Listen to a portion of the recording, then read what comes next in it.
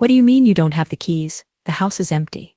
That can't be right, I said, my knuckles white, as I gripped my phone. The neighbor across the street was staring at me from his porch, watching me pace back and forth in front of what used to be my home. My name is Victoria Thompson, and I had just driven 4 hours from my university to Charleston for spring break, only to find my childhood home with a for sale sign hammered into the front lawn. The windows were bare, no curtains, no furniture visible inside. 3 black garbage bags sat on the porch like unwanted guests. When I peeked inside one, I saw my clothes, my books, fragments of the life I'd left behind when I went to college. Your father said you should have called first, my Aunt Linda said, her voice hesitant on the other end of the line. They moved last week. Didn't they tell you? No, I said, the word barely making it past the lump in my throat. They didn't tell me anything.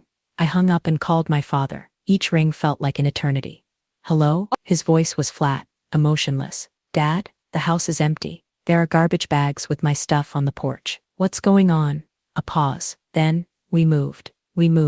You're an adult now. Deal with it. The line went dead. I stared at my phone, stunned. I called back, straight to voicemail. I tried my mother's phone, the same. My younger sister's phone.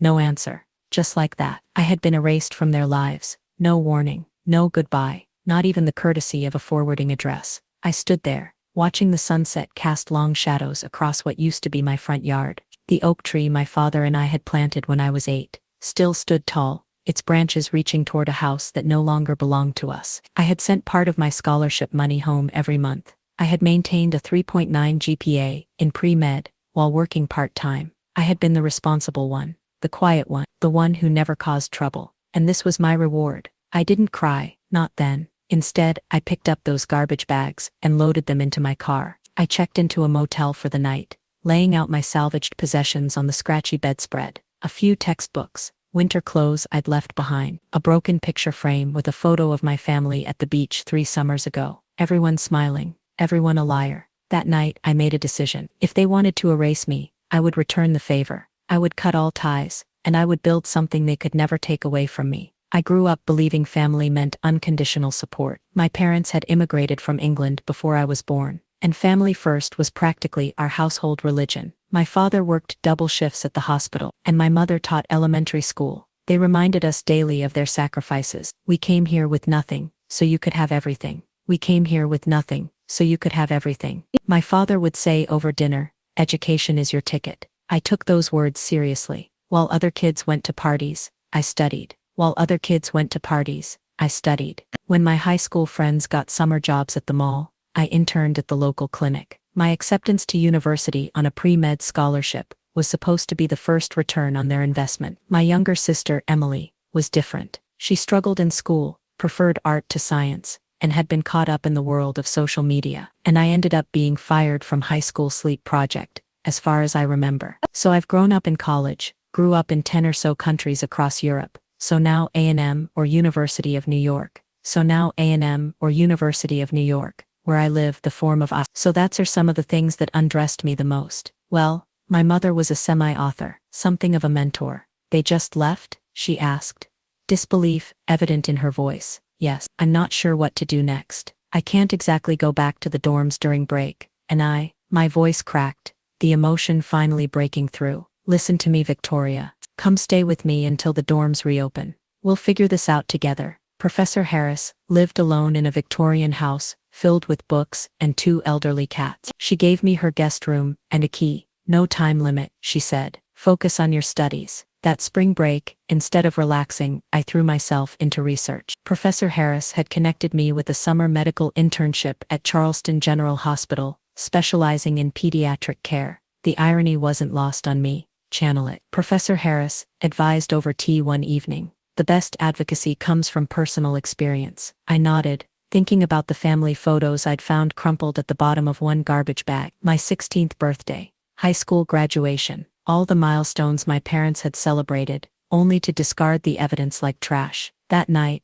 I blocked their numbers, all of them. My father, mother, sister, even aunts and uncles who might enable their behavior. If anyone asked about my family, I simply said, we're not in touch. No dramatic story, no plea for sympathy. I was rebuilding from scratch, and sentimentality had no place in the foundation. The summer internship at Charleston General Hospital changed everything. What started as basic research and coffee runs quickly evolved when my supervisor, Dr. Margaret Johnson, discovered my knack for connecting with patients. "You have something rare, Victoria," she told me, after I helped calm a young boy facing surgery. "You actually listen." I was assigned to assist with intake interviews, meeting families dealing with complex medical issues, elderly patients facing chronic illnesses, students struggling with health challenges. Their stories resonated with me in ways I couldn't articulate. One evening, after a particularly grueling day interviewing 3 families from the same neighborhood, I was told that I was not in touch with my parents. I was not in touch with my parents. I was not in touch with my parents. I was not in touch with my parents. Unfortunately, that's often more than the system requires. But it's not right, I insisted. 2 weeks isn't enough time to find new housing, especially with security deposits and first month's rent. These people will end up homeless. The system is broken, Dr. Johnson agreed. So what are you going to do about it?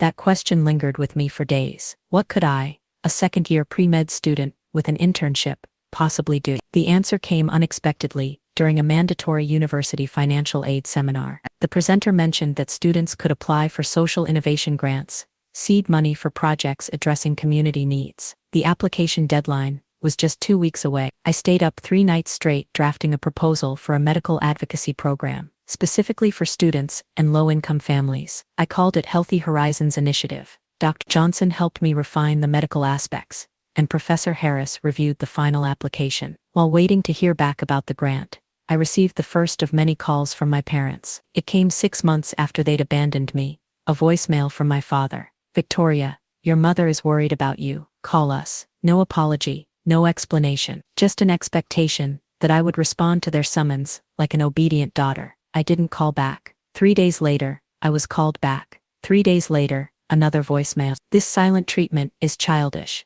Victoria, we're your family." I saved the message, but didn't respond. The calls increased in frequency. Sometimes my father, sometimes my mother, occasionally my sister. Their tones ranged from demanding to pleading. None acknowledged what they had done. When the university awarded me the Social Innovation Grant, $25,000, to launch Healthy Horizons Initiative, I didn't share the news with them. When I was offered a paid position at the hospital to continue my work through the academic year, I celebrated with Professor Harris and Dr. Johnson instead. My new family was forming around me, people who supported me not out of obligation, but out of genuine respect and care. By January, the Healthy Horizons Initiative had assisted 23 students facing medical challenges. We operated out of a converted storage room at the hospital, with 2 volunteer nurses and a rotating schedule of medical students earning clinical hours. Most days I rushed from classes to the office, spending evenings reviewing cases and refining our approach. The work was exhausting but fulfilling. Each family that received the care they needed,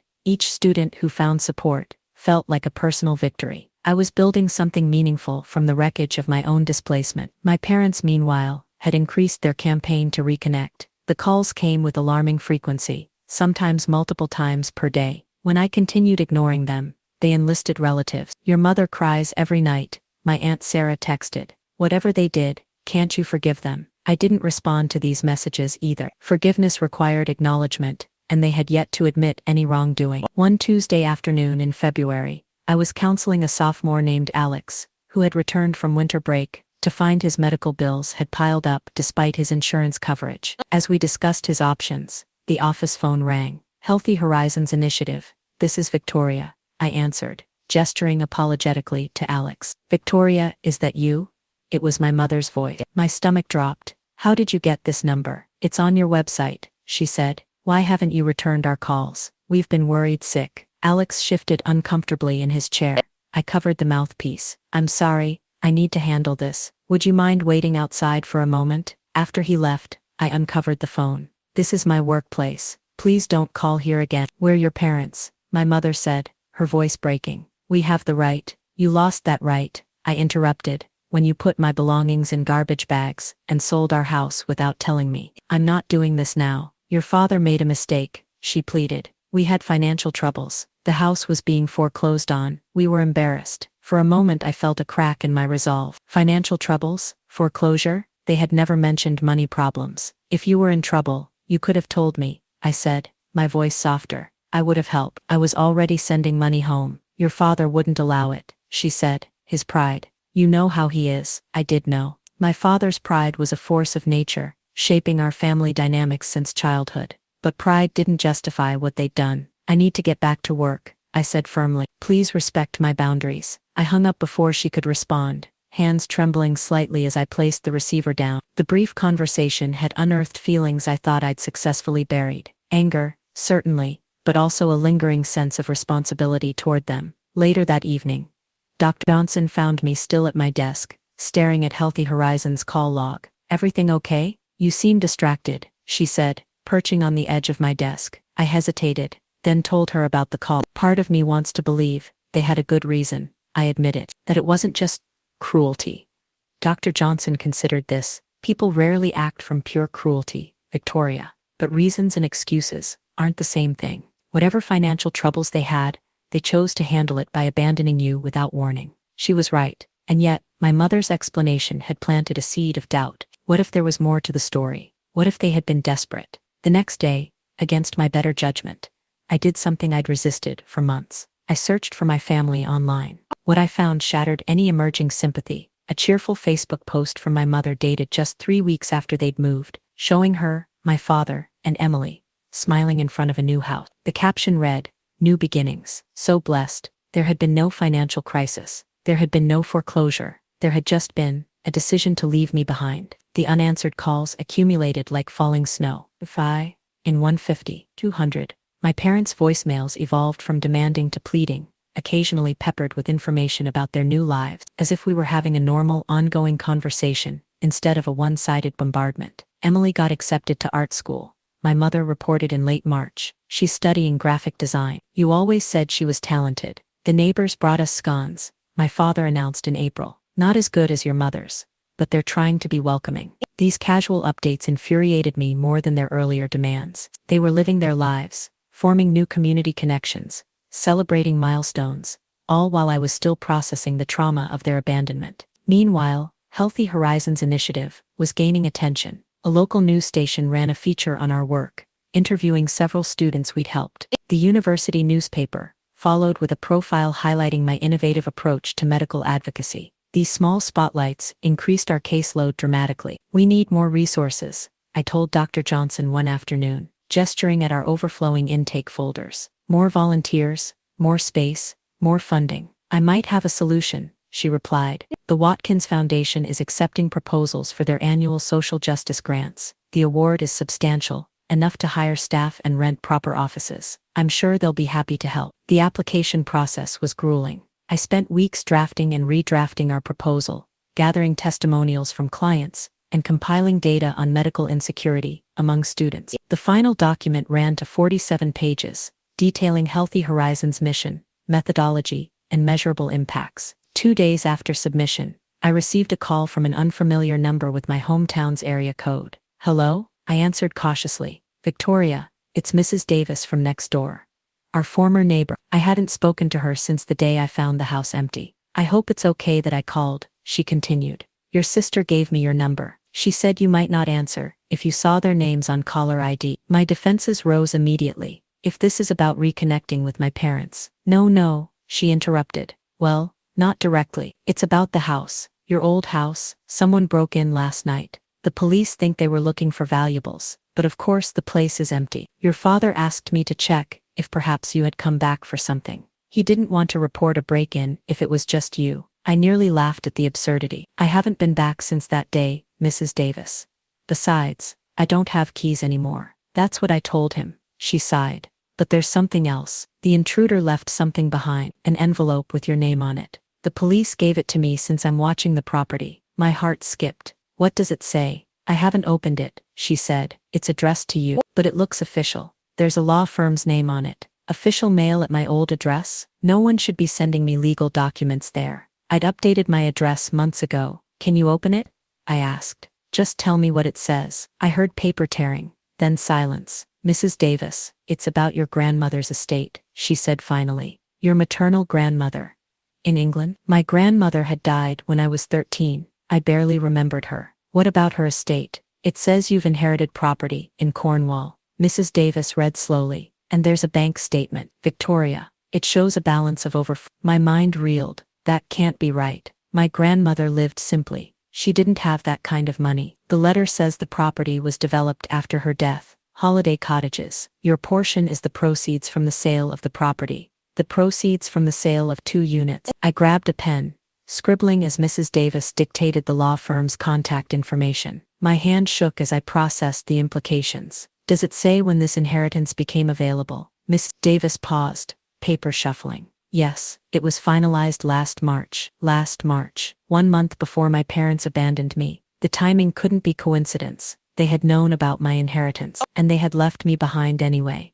The Watkins Foundation called while I was still processing the inheritance bombshell. We'd been selected as finalists for their grant, and needed to prepare a presentation for their board. Under normal circumstances, this would have been cause for celebration. The foundation's backing would transform Healthy Horizons from a scrappy student initiative into a legitimate nonprofit. But I was distracted, my thoughts circling back to my grandmother's unexpected legacy. After consulting with Dr. Johnson, I contacted the English law firm handling the estate. They confirmed everything. The inheritance was legitimate, the money was mine, and most tellingly, notification had been sent to my parents as my legal guardians over a year ago, when I was still 19. They kept this from me, I told Professor Harris, during one of our regular dinners. They knew I had this inheritance coming, and still put my stuff in garbage bags. She set down her fork. Have you considered why? Money, I said bitterly. They probably thought they deserved it more than I did.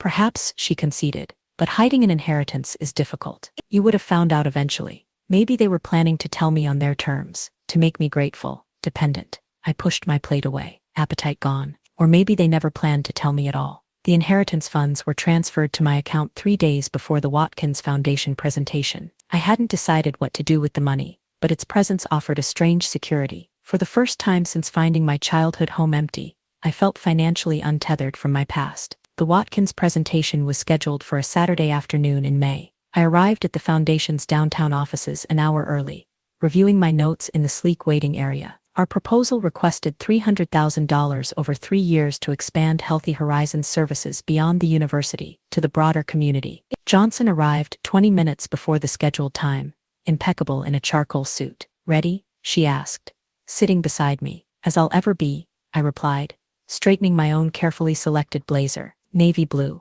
Professional, but not intimidating. The board can seem formal, she warned, but they care about impact. Focus on the human stories, how Healthy Horizons changes lives. We were escorted into a boardroom where 8 people sat around a polished table. I recognized several from my research. Local business leaders, philanthropists, a former judge, the foundation's director, a former judge, the board's director, a former judge, the board's director, a former judge, the foundation's director, William Watkins himself, rose to greet us. Thompson, Miss Johnson, welcome, he said, gesturing toward the presentation area. We've been impressed by your written proposal. Show us why Healthy Horizons deserves our support. I connected my laptop to their projector and began. The presentation outlined Healthy Horizons' journey from student project to community resource, highlighting key cases and systemic impacts. Dr. Johnson chimed in with medical context, explaining how our model filled gaps in existing services. 20 minutes in,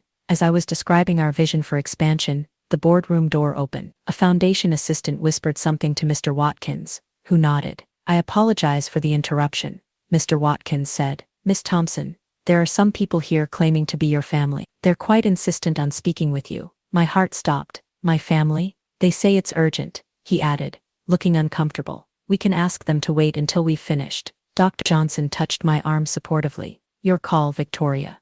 I took a steadying breath. After months of unanswered calls, my parents had tracked me down to perhaps the most important professional moment of my young career. The timing couldn't be worse, or more telling. Please tell them I'll speak with them after the presentation, I said, my voice remarkably steady. This is too important to interrupt. Mr. Watkins nodded approvingly, and the assistant left to deliver my message. I turned back to the presentation, but inside, my mind was racing. What could possibly be so urgent after nearly a year of silence? I finished the presentation on autopilot, my voice professional despite the emotional turbulence beneath. The board asked insightful questions, which I answered thoroughly, determined not to let my personal drama affect this opportunity. When they finally thanked us and promised a decision within 2 weeks, I felt hollow rather than hopeful. You were excellent, Dr. Johnson said, as we gathered our materials, especially under the circumstances. Outside the boardroom, my parents and Emily waited in the reception. I sat down in the reception area. My mother rose when she saw me, her face a complex mixture of emotions: hope,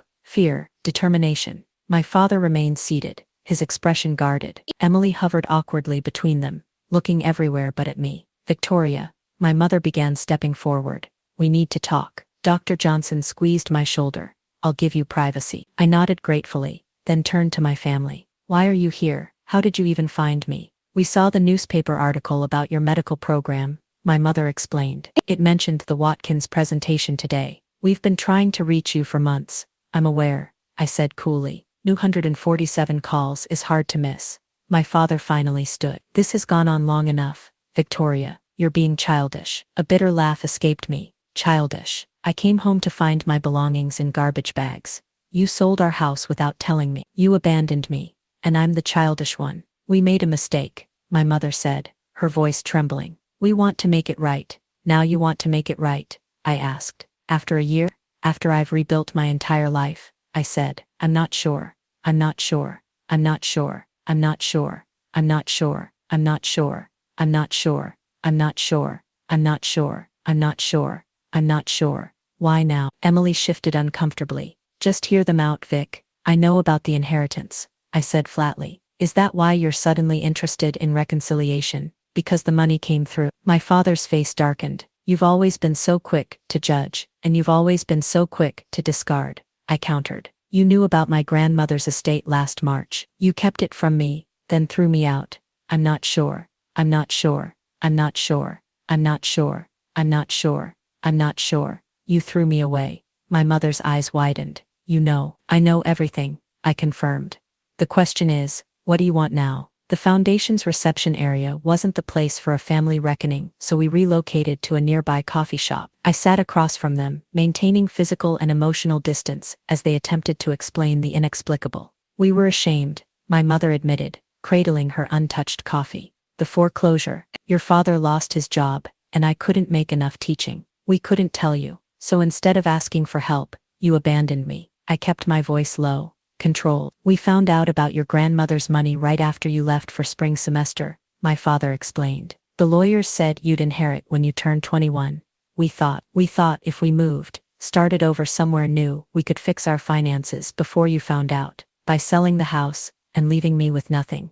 We panicked, my mother said. Your father thought you would be better off without our problems. You had your scholarship, your university friends, and now, I pressed. Why the sudden change of heart? They exchanged glances. Emily spoke up. They made a terrible mistake, Vic. They know that now. The Healthy Horizons thing, my father added gruffly. In the newspaper, we saw what you've accomplished, and we realized we'd lost something precious. Your successful daughter, I translated bitterly. No, my mother insisted. Our family, our connection. I studied them. These people who had shaped my early life, and then shattered it. My mother looked older, gray strands prominent in her dark hair. My father seemed diminished somehow. His shoulders slumped beneath his worn jacket. Emily had grown an inch, her girlish features maturing. I've built a new life, I said. Finally, new connections. People who value me regardless of my accomplishments. We're still your family, my father insisted. I met his gaze steadily. Family doesn't put your belongings in garbage bags. Rising from the table, I placed enough cash to cover all our drinks and prepared to leave.